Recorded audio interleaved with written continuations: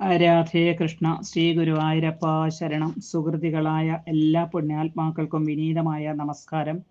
2025 July 21 തിങ്കളാഴ്ച അഥവാ കർക്കിടകം 5 തീയതി ശ്രാവണ മാസത്തിലെ കറുത്തപക്ഷ ഏകാദശി കാമിക ഏകാദശിയാണല്ലോ. അപ്പോൾ കാമിക ഏകാദശിയെക്കുറിച്ച് നമുക്കൊന്ന് സ്മരിക്കാം. ചാതുർമാസത്തിൽ ഭഗവാൻ യോഗനിദ്ര ആരംഭിച്ചിട്ടുള്ള ദേവശേനി ഏകാദശിക്ക് ശേഷം വരുന്ന വളരെയധികം പ്രാധാന്യവും വളരെയധികം പുണ്യഫലങ്ങളും പ്രത്യേകതകളും പത്മപുരാണത്തിൽ പറയുന്ന ആ ഏകാദശി നമുക്കൊന്ന് സ്മരിക്കാം. ഹരേ രാമ രാമ രാമ ഹരേ ഹരേ, ഹരേ കൃഷ്ണ കൃഷ്ണ കൃഷ്ണ ഹരേ ഹരേ, ഹരേ രാമ രാമ രാമ ഹരേ ഹരേ, ഹരേ കൃഷ്ണ കൃഷ്ണ കൃഷ്ണ ഹരേ ഹരേ, ഹരേ രാമ രാമ രാമ ഹരേ ഹരേ, ഹരേ കൃഷ്ണ കൃഷ്ണ കൃഷ്ണ ഹരേ ഹരേ. ആപദാമപഹർത്താരം ദാതാരം സർവസമ്പദാം ലോകാഭിരാമം ശ്രീരാമം ഭൂയോ ഭൂയോ നമാമ്യഹം. മനോജവം മാരുതതുല്യവേഗം ജിതേന്ദ്രിയം ബുദ്ധിമതാം വരിഷ്ഠം വാദാത്മജം ഭാരതയൂതമുഖ്യം ശ്രീരാമദൂതം ശിരസാ നമാമി. പൂജന്തം രാമ രാമേതി മധുരം മധുരാക്ഷരം ആരൂഹ്യ കവിതാശാഖം വന്ദേ വാൽമീകി കോകിലം. രാമായണ മാസത്തില് കർക്കിടക മാസത്തിൽ വരുന്ന ദക്ഷിണായനത്തിൽ വരുന്ന ഏകാദശി. അപ്പോ ഈ ഏകാദശിയില് ഭഗവാനെ ശ്രീധര എന്ന ഭാവത്തിൽ ആരാധിക്കണം. ശ്രീ എന്ന് വെച്ചാൽ ഐശ്വര്യത്തെ സൂചിപ്പിക്കുന്നു. ലക്ഷ്മി ദേവി എന്നൊക്കെ അർത്ഥം.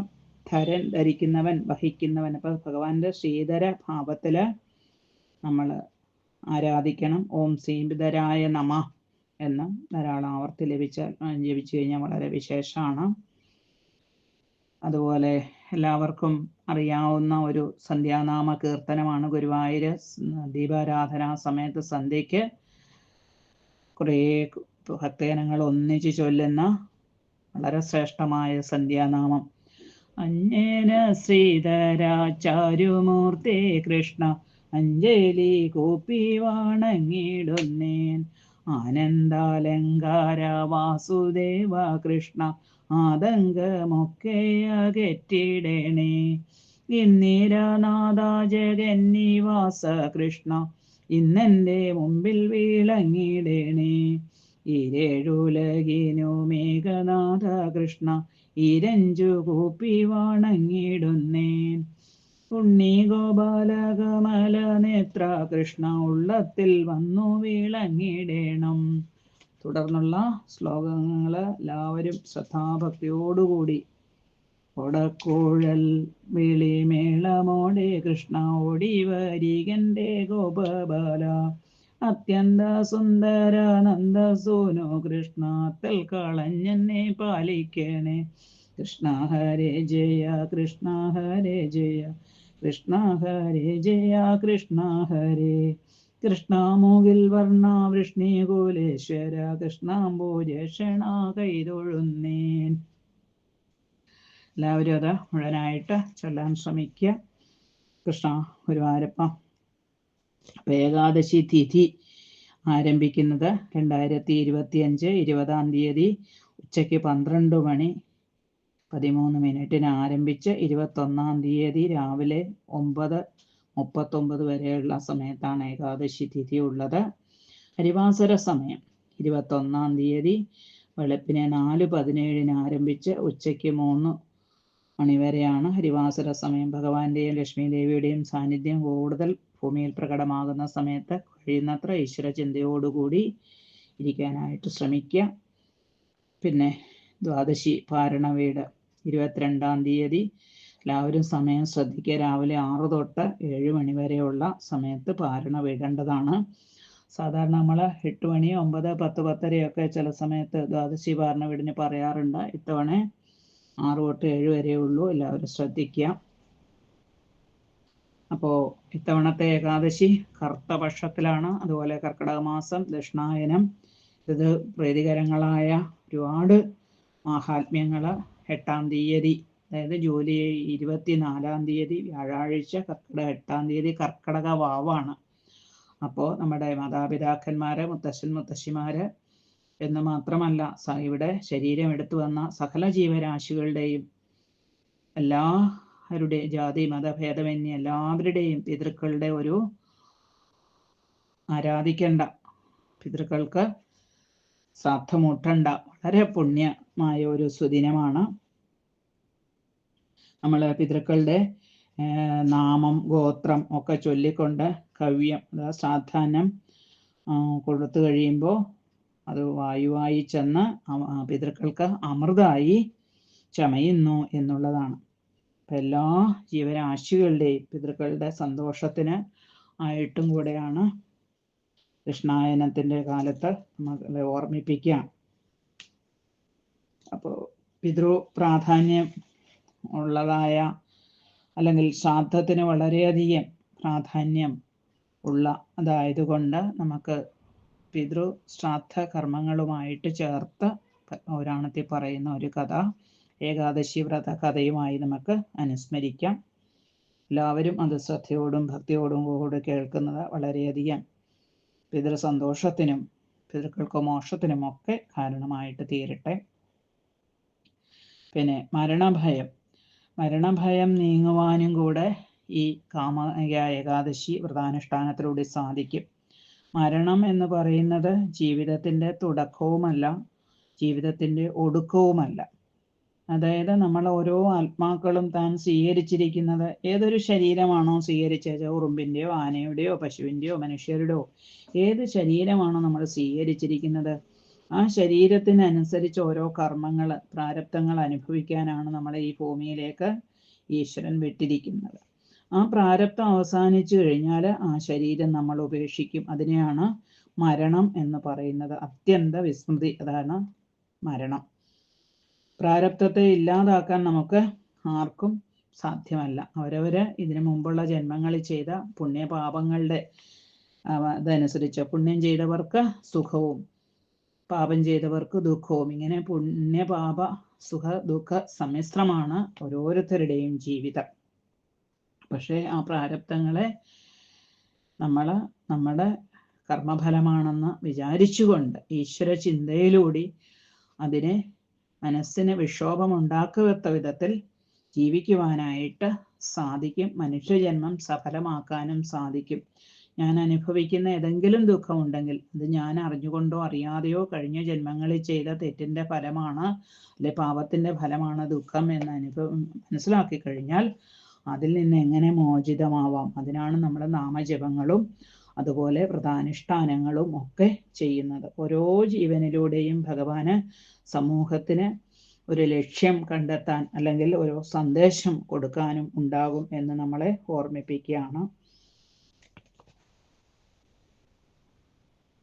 അപ്പോൾ കർക്കിടക വാവ് ജൂലൈ 24 തീയതി കർക്കിടകം, 8 തീയതി കർക്കിടക വാവ് എല്ലാവരുടെയും അതായത് സകല ജീവരാശികളുടെയും പിതൃക്കളുടെ ശ്രാദ്ധം കൂട്ടുന്ന പുണ്യസുദിനമാണ്. പിതൃക്കളുടെ നാമങ്ങള് ഗോത്രങ്ങള് ഒക്കെ പറഞ്ഞുകൊണ്ട് കവ്യം അഥവാ ശ്രാദ്ധാന്നം നമ്മൾ ശ്രാദ്ധക്കാരന് കൊടുക്കുന്ന അവസരത്തിൽ അത് വായുവായി ചെന്ന് പിതൃക്കൾക്ക് അമൃതായി ചമയുന്നു എന്നുള്ളതും കൂടാണ് ഇതിൻ്റെ ഒരു പ്രത്യേക മാഹാത്മ്യമായിട്ട് പറയപ്പെടുന്നത്. പിന്നെ നമ്മൾ പിതൃകർമ്മത്തിന് വളരെ പ്രാധാന്യം ആയിട്ട് പറയുന്ന ഒന്നാണ് ദർഭപ്പുല്ല്. ചില സ്ഥലങ്ങളിൽ കുശപ്പുല്ല് എന്ന് പറയും. പിതൃലോകത്ത് നിന്ന് പിതൃക്കളെ ആവാഹിച്ചിരുത്തേണ്ട ഒരു ആസനം അതോ ഇരിപ്പിടമാണ് ദർഭപ്പുല്ല്. ദേവകർമ്മങ്ങൾ, വിവാഹം, സീമന്തം തുടങ്ങിയ ഷോഡശ കർമ്മങ്ങൾക്ക് എല്ലാം, അതുപോലെ എല്ലാ സൽക്കർമ്മങ്ങൾക്കും പിതൃക്കൾക്കും കർമ്മങ്ങൾക്കും എല്ലാം ഉപയോഗിക്കുന്നതാണ്. ഇതിന് പ്രധാന കാരണം അമൃതിൻ്റെ സ്പർശനമേറ്റ ഒരു ഏക സസ്യമാണ് ദർഭ എന്നത് തന്നെയാണ്. ഇപ്പം എല്ലാവർക്കും അറിയാവുന്ന കഥയാണ് പാലാഴി മഥനത്തില് ഉച്ചൈസ്രവസ് എന്ന കുതിര വരുന്നതും കുതിരയുടെ വാലിൻ്റെ പേരിൽ കശ്യപ പ്രജാപതിയുടെ 2 ഭാര്യമാരായ കദ്രുവും വിനിതയും സഹോദരി ഭാവത്തിൽ അവര് തർക്കം ഉണ്ടാകുന്നതും ഒടുവിൽ തോക്കുന്ന ആള് ജയിക്കുന്ന ആള് ദാസിയാവണമെന്നും അങ്ങനെ കദ്രുവിന്റെ ദാസിയായി വിനത മാറുന്നതും ഒടുവിൽ ദാസ്യം ഒഴിപ്പിക്കാനായി വിനതയുടെ മകനായ ഗരുഡൻ ദേവലോകത്ത് നിന്ന് അമൃത് കൊണ്ടുവരുന്നതും അത് ദർഭയിൽ വെച്ചിട്ട് നാഗങ്ങൾ കുളിക്കാൻ പോകുന്ന സമയത്ത് ദേവേന്ദ്രൻ അമൃതകലശവുമായി തിരികെ പോകാനായിട്ട് ശ്രമിക്കുന്നതും ആ സമയത്ത് അമൃതത്തിന്റെ ചില കണികകള് ദർഭയിൽ വീണു എന്നുള്ളതും കുളി കഴിഞ്ഞു വന്ന നാഗങ്ങള് ആ അമൃത് ഭക്ഷിക്കാനായിട്ട് അല്ലെ ദർഭയിൽ വീണ അമൃത് ഭക്ഷിച്ചാണ് ആ ദർഭയുടെ അരം പറ്റിയിട്ടാണ് നാഗങ്ങളുടെ നാവ് രണ്ടായിട്ട് ജിഹ്വ പിളർന്നതെന്നും പുരാണങ്ങളിൽ പറഞ്ഞത് ഈ അവസരത്തിൽ ഓർക്കാം. അങ്ങനെ അമൃത് വീണ ഒരു ഏകസസ്യം എന്നുള്ള ഒരു അർത്ഥം കൂടെയാണ് അതിൻ്റെ പ്രാധാന്യത്തിന് ദർഭയ്ക്ക് ഇത്രയും പ്രാധാന്യം കൽപ്പിക്കുന്നത്. അതുപോലെ ഭഗവാനിൽ വിഷ്ണുവിൽ നിന്നുണ്ടായതായും പത്മപുരാണത്തിൽ പറയപ്പെടുന്നു. ഏതായാലും അതുപോലെ പിതൃക്കളുടെ ഇതിന് വളരെ പ്രാധാന്യമുള്ള ഒന്നാണ് ചെറുമുള. ഓരോ സ്ഥലങ്ങളിൽ പേരുകൾ വ്യത്യാസം ഉണ്ടാവുന്നാലും പിതൃപൂജയ്ക്ക് വളരെയധികം പ്രാധാന്യമായിട്ട് എടുക്കുന്ന ദശപുഷ്പങ്ങളിൽ യമന്റെ പുഷ്പമായിട്ടാണ് ചെറുമുള. അതുകൊണ്ടാണ് പിതൃകർമ്മങ്ങൾക്ക് ഇതിന് ധാരാളമായിട്ട് ഉപയോഗിക്കുന്നത്. രണ്ടാമത് ഒരുപാട് പേരുടെ ചോദ്യങ്ങളും കൂടെ ഇതുമായിട്ട് ചേർത്ത്, കാരണം നമ്മുടെ കർക്കിടകവാവൂടെ വരുന്നത് കൊണ്ട് അതുമായിട്ട് ബന്ധപ്പെട്ട ചോദ്യങ്ങളും കൂടെ, എന്നാൽ ആർക്കെങ്കിലും അറിയാവുന്നവരുണ്ടാവാം, അറിയാത്തവർക്ക് വേണ്ടി എന്നുള്ള അർത്ഥം കൂടെയാണ് ഗുരുവായൂരപ്പ. അപ്പൊ എള്ള പിതൃക്കളെ സംരക്ഷിക്കുന്ന സോമന്റെ അഥവാ ചന്ദ്രന്റെ ധാന്യമാണ് എള്ള. അതിനാൽ പിതൃക്കൾക്ക് എള്ള് ധാരാളം പിതൃകർമ്മങ്ങൾക്ക് ഉപയോഗിക്കുന്നു. ആസുരീയ ശക്തികളെ അകറ്റുവാനും എള്ളിനുള്ള കഴിവ് വളരെ പ്രാധാന്യമാണ്.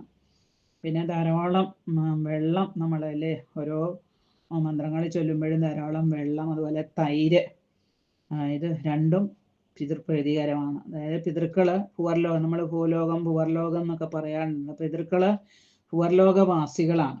ഇപ്പോൾ ഭൂവർലോകം എന്ന് വെച്ച് കഴിഞ്ഞാൽ ആപസ്, അതായത് ആപസ് എന്ന് വെച്ചാൽ വെള്ളത്തിന്റെ തത്വത്തിൽ അധിഷ്ഠിതമാണ്. അതുകൊണ്ടാണ് തൈരും വെള്ളമൊക്കെ ധാരാളം കൊടുക്കുന്നത്. അപ്പം അങ്ങനെയുള്ള ദർഭയുടെ പ്രാധാന്യം ചിലത് ചോദിച്ചു. ചരമുള, വെള്ളം, തൈര് ഒക്കെ നമ്മൾ ഓർമ്മിപ്പിക്കുന്നു. ഏതായാലും എല്ലാം ഭഗവാന്റെ സങ്കല്പം. അപ്പൊ ഇനി വ്രതകഥ നമുക്ക് ഒന്ന് സ്മരിക്കാം. അപ്പൊ ബ്രഹ്മഹത്യാ പാപം പോലും നീങ്ങും എന്നുള്ളതാണ് കാമിക ഏകാദശിയുടെ ഒരു ഇത്. ബ്രാഹ്മണനെ വധിച്ചതും അതിനുള്ള ബ്രഹ്മഹത്യാ പാപം നീങ്ങിയതുമായിട്ടൊരു വ്രതകഥ പറയും. പിന്നെ പത്മപുരാണത്തിൽ പറയുന്ന വളരെ പ്രാധാന്യമുള്ളതായിട്ടൊരു കഥ. ഇത് കേൾക്കുന്നത് തന്നെ പുണ്യം, പവിത്രം, എല്ലാ പാപങ്ങളിൽ നിന്നും മുക്തി, അതുപോലെ പാപശാന്തിയിലൂടെ ലക്ഷ്മി പ്രസാദം, അതുപോലെ ശ്രാദ്ധത്തിൻ്റെ മാഹാത്മ്യം. പിന്നെ ഇത് കേൾക്കുമ്പോൾ മനുഷ്യന് ആയസ്, സമ്പത്ത്, സന്തതി, സുഖം, വിദ്യ, മോക്ഷം ഒക്കെ പിതൃപ്രസാദത്താൽ ലഭിക്കുന്നു. പിതൃമാഹാത്മ്യം ഉൾക്കൊണ്ട ഈ ബ്രഹ്മതത്വോപാഖ്യാനം കേൾക്കുക, താല്പര്യമുള്ളവർക്ക് പറഞ്ഞു കൊടുക്കുക ഒക്കെ ചെയ്താൽ 100 കോടി കൽപ്പം ബ്രഹ്മലോകത്തിൽ വസിക്കും. പ്രത്യേകിച്ചും ദ്വാദശി പാരണ വിടുന്ന സമയത്ത് ഇത് കേൾക്കുകയോ പറഞ്ഞു കൊടുക്കുകയൊക്കെ ചെയ്താൽ വളരെ വിശേഷമാണ്.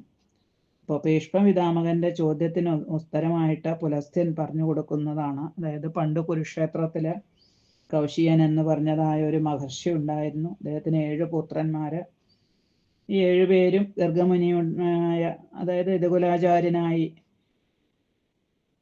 ശാസ്ത്രത്തിന്റെ ഉപജ്ഞാതാവായ ഗർഗമുനിയിൽ നിന്ന് വിദ്യാഭ്യാസമൊക്കെ നേടി. അങ്ങനെ കാലം വളരെ കടന്നു പോകുമ്പോൾ അച്ഛനായ കൗശികൻ എന്ന മഹർഷി മരിച്ചു പോകുന്നു. അപ്പൊ സജ്ജനങ്ങളുടെ അനുഷ്ഠാനം കൊണ്ടാണ് നമ്മുടെ പ്രപഞ്ചമൊക്കെ ഇത്രയൊക്കെ വലിയ കുഴപ്പങ്ങളില്ലാതെ നടന്നു പോകുന്നത്. പക്ഷേ മഹാത്മാക്കളാർ പോകുമ്പോൾ അതിൻ്റെതായ ബുദ്ധിമുട്ടുകൾ പ്രപഞ്ചത്തിൽ ഉണ്ടാകുന്നു എന്നോർമ്മിപ്പിച്ചുകൊണ്ട് ഇദ്ദേഹം മരിച്ച് കഴിഞ്ഞപ്പോൾ പ്രപഞ്ചത്തിൽ വളരെ അധികം അനാവൃഷ്ടി, അതായത് മഴയൊന്നും പെയ്യാതെ പലതരത്തിലുള്ള ബുദ്ധിമുട്ടുകൾ, കഷ്ടപ്പാടുകൾ, ദാരിദ്ര്യം, പട്ടിണി, സകല ലോകത്തും വല്ലാത്ത ബുദ്ധിമുട്ട് അനുഭവപ്പെട്ടു. ദാരിദ്ര്യം വന്നു കഴിഞ്ഞാൽ പിന്നെ ഏതാ ധർമ്മവും ചെയ്യാൻ മനുഷ്യർ മടിക്കില്ലല്ലോ. ഏതായാലും എന്ത് ചെയ്യും എന്ന് വിചാരിച്ച് ഈ മഹർഷിയുടെ പുത്രന്മാര് ഗുരു പശുവിനെ മേയ്ക്കാനായിട്ട് ഇവരെ കൊടുത്തു വിട്ടു. അപ്പോൾ വിശപ്പ് മൂലം ഇവർ വിചാരിച്ചു പശുവിനെ നമുക്ക് വധിക്കാം എന്ന. അപ്പോൾ പിതൃവർത്തി എന്ന് പറഞ്ഞ ഇളയ പുത്രൻ പറഞ്ഞ നമുക്ക് ശ്രാദ്ധകർമ്മത്തിനായിട്ട് വധിച്ചാൽ പാപം ഉണ്ടാകുകയില്ല എന്ന് പറയുകയാണ്. അങ്ങനെ ആ സഹോദരന്റെ നിർദ്ദേശപ്രകാരം മറ്റു സഹോദരന്മാരുടെ സമ്മതത്തോടെ പശുവിനെ വധിച്ച് ശ്രാദ്ധം ആരംഭിച്ചു. ജ്യേഷ്ഠന്മാരിൽ 2 പേര് ദേവപൂജയ്ക്ക്, 3 പേര് പിതൃകർമ്മം, ഒരാൾ അതിഥി, മറ്റൊരാൾ ശ്രാദ്ധക്കാരനായി. അങ്ങനെ ശ്രദ്ധയോടെ ശ്രാദ്ധമൊക്കെ ഊട്ടി. അതിനുശേഷം 7 പേരും ക്രൂരകർമ്മത്തെ യാതൊരു ദുഃഖിതരാകാതെ കണ്ടിട്ട് ഗുരുവിനോട് എന്ന് പറഞ്ഞു, അങ്ങയുടെ പശുവിനെ പുലി പിടിച്ചു, പശുക്കുട്ടിയെ ഞങ്ങൾ ഒരുവിധം രക്ഷിച്ചു കൊണ്ടുവന്നു എന്നൊക്കെ പറഞ്ഞു. ഏതായാലും ഗുരുവിന് കാര്യങ്ങളെല്ലാം അറിയാമല്ലോ, എത്രയൊക്കെ കള്ളത്തരം പറഞ്ഞാലും. ഏതായാലും യഥാകാലം പ്രാരബ്ധം അനുസരിച്ച് 7 പേരും മരണപ്പെടുന്നു. അങ്ങനെ അവര് ഒരു ജന്മം വ്യാധന്മാരയച്ചു, വേടന്മാരായിട്ട് ജനിച്ചു, പിന്നെ മൃഗങ്ങളായിട്ട്, പിന്നെ മാനസ സരസിലെ ചക്രവാതങ്ങളായിട്ട്. അങ്ങനെ ചക്രവാകങ്ങളായിട്ട് ഇരുമ്പോൾ ചിലർക്ക് രാജാവാകണം, ചിലർക്ക് മന്ത്രിയാവണം എന്നൊക്കെ ആവുന്നു. അങ്ങനെ രാജാവായി മന്ത്രിയായും ഒക്കെ അങ്ങനെ കാലം കഴിക്കുകയാണ്. അതിലൊരാള് പാഞ്ചാല രാജാവ്, അതായത് പശുവിനെ കൊന്ന ശ്രാദ്ധകർമ്മത്തിനാകുമ്പോൾ ദോഷമില്ല എന്ന് പറഞ്ഞത് പിതൃവർത്തി പാഞ്ചാല രാജാവാകുന്നു. ഈ